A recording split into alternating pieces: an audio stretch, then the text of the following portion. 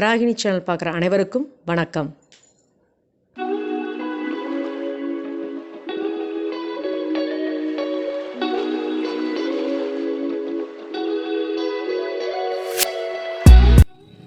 இன்றைக்கி நம்ம பார்க்க போகிற டிஷ் என்ன அப்படின்னு பார்த்தீங்கன்னா கோவப்பழ ஊறுகாய்.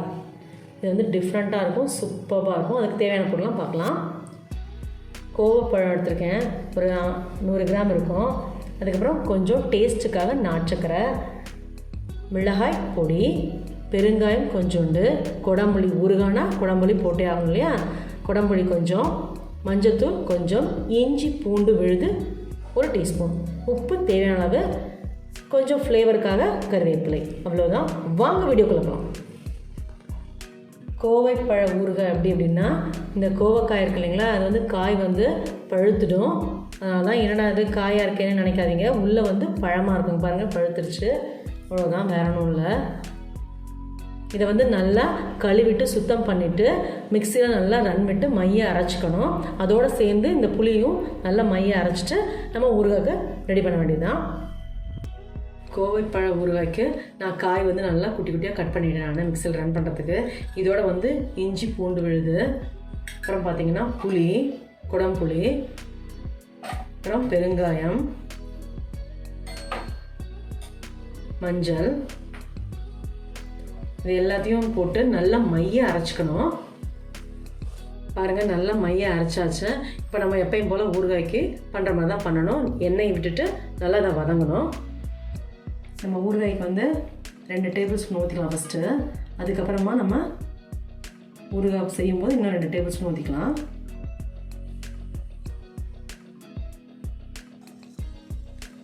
நம்ம அரைச்சதை அப்படியே போட வேண்டியதுதான்.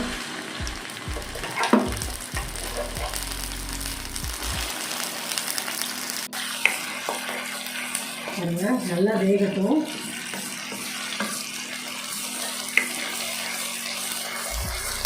எண்ணெயெல்லாம் சுண்டிடுச்சு நல்லா ஃபுல்லாகவே. இன்னும் கொஞ்சம் நம்ம எண்ணெய் வந்து ஆட் பண்ணிக்கலாம்.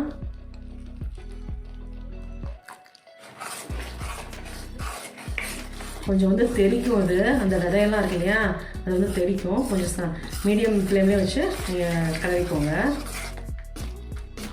பாருங்கள், நம்ம ஊற்றின எண்ணெயெல்லாம் வந்துட்டு வெளியே கக்க ஆரம்பிச்சிருச்சு. ஊறுகாய் ரெடி ஆகிட்டே இருக்குது சூப்பராக. அப்போ கோவைப்பழம் வந்து நல்லா வெந்துருச்சு. ஓகேங்களா. இப்போ வந்துட்டு நம்ம உப்பு, மிளகாய் பொடி, நாட்டுச்சக்கரை எல்லாத்தையும் நம்ம ஆட் பண்ணலாம். நான் வந்துட்டு மிளகாய் பொடி ஆட் பண்ணுறேன். நீங்கள் கொஞ்சம் டேஸ்ட் பார்த்துட்டு கூட கொஞ்சம் பத்தலை அப்படின்னா கூட கொஞ்சம் போட்டுக்கோங்க. அப்புறம் பார்த்தீங்கன்னா உப்பு,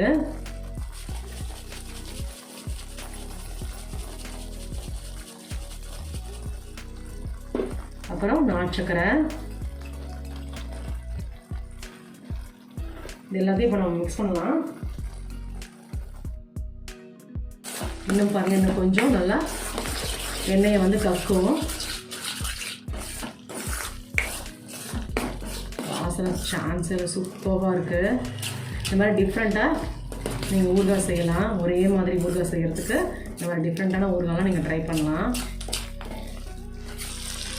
பாருங்கள், அப்படி என்னவே மேலே ததும்பி வருது. சூப்பராக ஜம்முன்னு இருக்குது. ஒரு 2 நிமிஷம் இருக்கட்டும். நம்ம எப்போவுமே சமையல் ஆரம்பிக்கும்போது நம்ம சாமியை அவங்கவுங்க இஷ்ட தெய்வத்தை கும்பிட்டுட்டு சமையல் ஆரம்பிங்க. அப்போ தான் சூப்பராக இருக்கும், சமையலும் டேஸ்ட்டாக இருக்கும். நான் வந்துட்டு அன்னைக்கு நாள் பொழுதும் நல்லாவும் இருக்கும். இதை வந்து ட்ரை பண்ணி பாருங்கள். நான் அப்படி தான் சமைக்கிறேன். ஊற வைப்பாங்க. சூப்பராக ஆயாச்சு.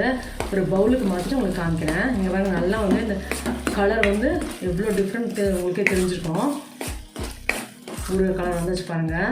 எண்ணெய் வந்து மேலே ததும்புனாவே ஊறுகாய் ரெடி ஆயாச்சுன்னு அர்த்தம். அவ்வளோதான். ஒரு பவுலுக்கு மாற்றிட்டு உங்களுக்கு காமிக்கிறேன்.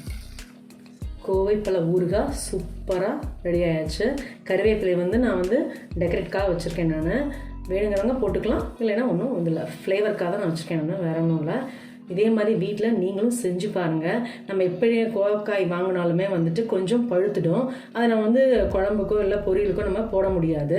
அதனால் இப்படி அதை தனியாக எடுத்து வச்சுட்டு வேஸ்ட் பண்ணாமல் நீங்கள் இந்த மாதிரி கோவக்காய் பழ ஊறுகாய் செஞ்சீங்க அப்படின்னா செம்ம டேஸ்ட்டாக இருக்கும், சூப்பராக இருக்கும். நீங்களும் இதே மாதிரி ட்ரை பண்ணி பாருங்கள். என்னோடய வீடியோ டெய்லியும் 2:15க்கு வரும், மறக்காமல் பாருங்கள். எல்லா ஃபுட்டுமே ஹெல்த்தியாகவும் டிஃப்ரெண்ட்டாகவும் இருக்கும்.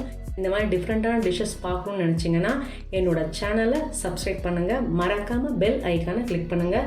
இப்போ நான் வந்துட்டு புதுசாக ஃபேஸ்புக்கு, இன்ஸ்டாகிராம், டெலகிராம் இதெல்லாம் கூட ஆரம்பிச்சிருக்கேன். அதில் கூட நீங்கள் என்னை ஃபாலோ பண்ணலாம்.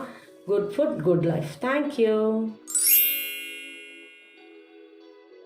இந்த வராணி சேனலை பார்க்குற நீங்கள் ஷேர் பண்ணுங்கள், லைக் பண்ணுங்கள், சப்ஸ்கிரைப் பண்ணுங்கள், மறக்காமல் பெல் ஐக்கானை கிளிக் பண்ணிடுங்க. இந்த ப்ரோக்ராமை இன்ஸ்டாகிராம்லேயும் டெலகிராம்லேயும் ஃபாலோ பண்ணுங்கள். தேங்க்யூ.